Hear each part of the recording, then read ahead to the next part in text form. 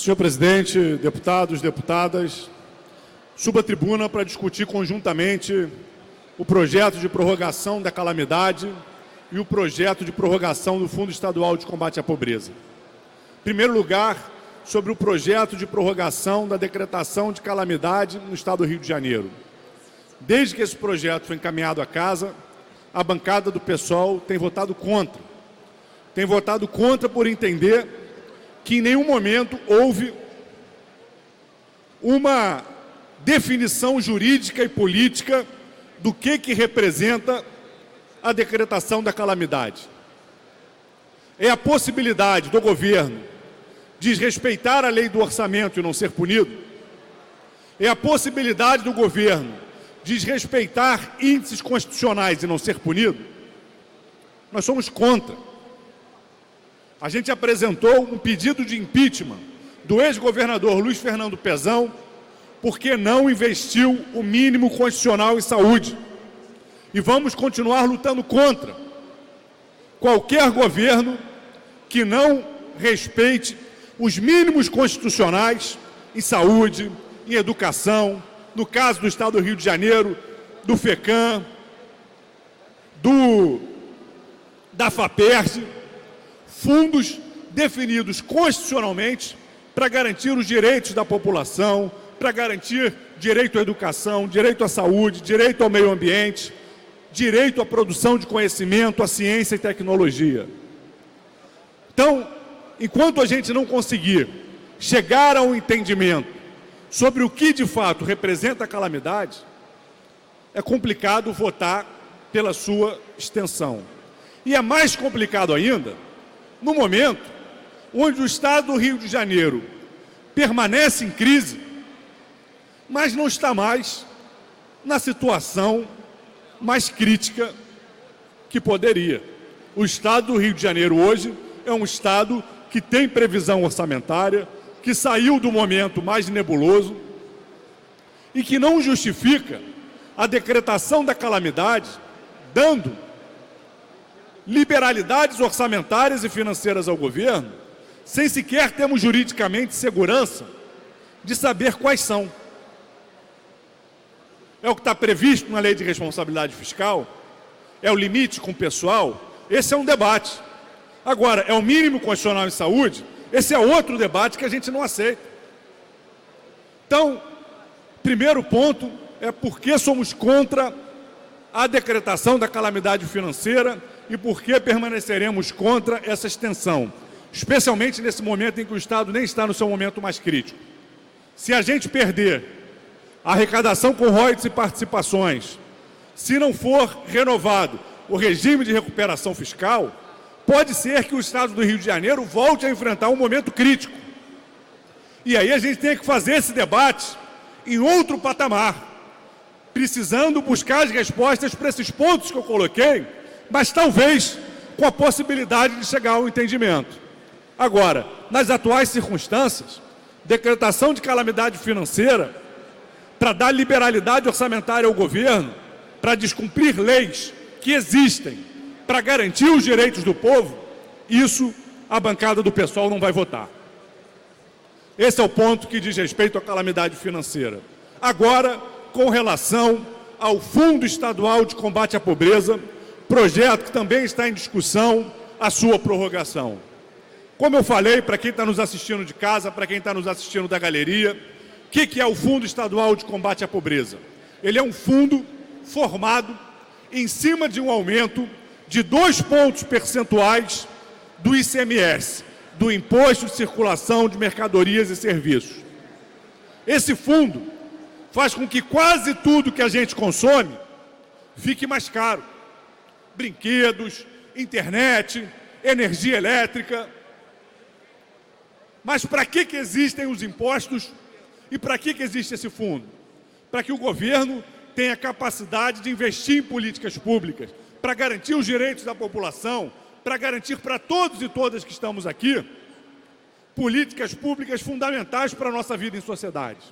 E o Fundo Estadual de Combate à Pobreza, que é essa majoração de mais 2% no ICMS, em alguns produtos específicos de 4%, ele serve dentro dessa lógica geral, mais especificamente para programas que combatam a pobreza, a miséria e a exclusão social, para financiar programas que atendem à população mais pobre. Por isso, a sua destinação orçamentária tem que ser específica. O parlamento tem que votar discriminando o que ele entende como ações de combate à pobreza, para que a sociedade possa entender, possa fiscalizar e o Poder Executivo possa usar esses instrumentos para desenvolver as políticas públicas. Quando o governo do Estado desvincula os programas de tratamento das pessoas com câncer, de atenção psicossocial para as pessoas com doença mental, para as pessoas usuárias com uso abusivo de drogas, para a educação inclusiva na rede pública do Estado, tão importante. Hoje é quase impossível uma criança com uma deficiência severa frequentar uma escola do Estado, porque não tem profissionais de apoio. As políticas de habitação de interesse social, consolidadas no Fundo Estadual de Habitação de Interesse Social, nesse Estado, que há poucos meses atrás produziu o Musema, que há poucos meses atrás vivenciou tragédias socioambientais, com casas e casas caindo em favelas e regiões pobres em momentos de chuva. Mais uma vez, está chegando o verão, está chegando o período das chuvas. Vamos esperar as pessoas morrerem para discutir quais ações os governos poderiam ou deveriam fazer para garantir moradia digna para as pessoas? Não. Nós estamos votando a possibilidade ou não dessas ações. Nós estamos votando o Fundo Estadual de Combate à Pobreza, que no seu formato atual garante dotação orçamentária para todas essas finalidades. E aí eu pergunto aos senhores deputados e às senhoras deputadas, nós vamos recuar? Nós vamos fazer com que o Fundo Especial de Combate à Pobreza, um fundo que nos deu a prerrogativa de defender os interesses do povo, fazer com que a sua arrecadação seja destinada a combater a pobreza, as desigualdades e as suas diferentes manifestações, seja desfigurado, seja desidratado, ou nós vamos garantir que esse fundo só permaneça se permanecer vinculado à sua finalidade, o combate à pobreza e às suas diferentes manifestações. Essa é a posição que a gente vem defender. Eu digo, mesmo sendo ferrenho crítico a impostos que incidam sobre consumo, porque são impostos que geralmente afetam mais a população de baixa renda, esse é o instrumento que nós temos no Estado do Rio de Janeiro. Não temos nenhum outro instrumento capaz de garantir ao Poder Executivo ferramentas para incidir e enfrentar a pobreza.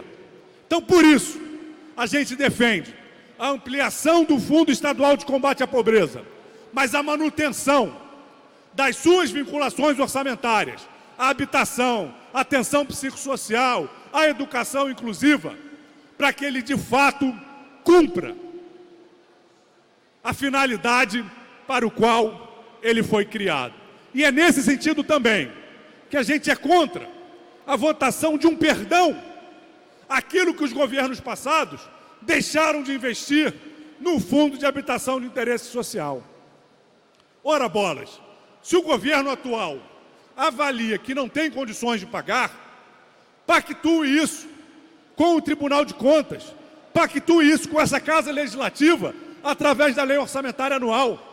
Agora não faça que a gente retroceda ainda mais em políticas de habitação de interesse social nesse Estado que atualmente tem um déficit de quase 500 mil moradias. Então fica um apelo a todos os deputados e todas as deputadas que a gente busque um acordo e faça com que o Fundo Estadual de Combate à Pobreza não seja um instrumento do governo de plantão para garantir aumento de impostos e arrecadação enquanto está o atual governador.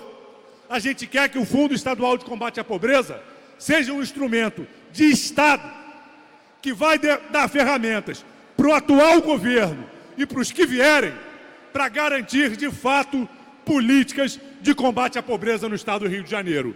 Essa é a nossa posição e esse é o apelo que a gente faz ao conjunto dos deputados e deputadas. Moradia, sim. Saúde, sim. Educação inclusiva, sim. Pobreza, não.